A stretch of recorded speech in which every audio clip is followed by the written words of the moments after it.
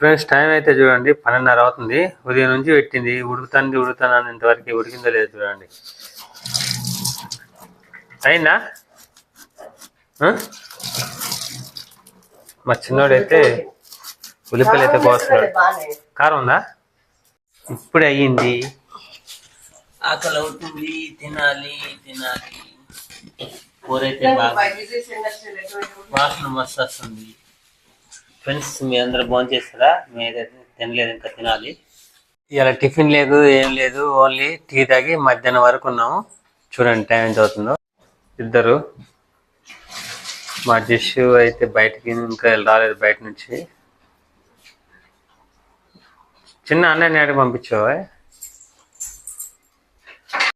కొత్తిమీర ఇప్పుడు వేస్తారు ఎవరన్నా? దింపినాక వేస్తారా? మా మేడం వేస్తుంది ఇప్పుడు కొత్తిమీర.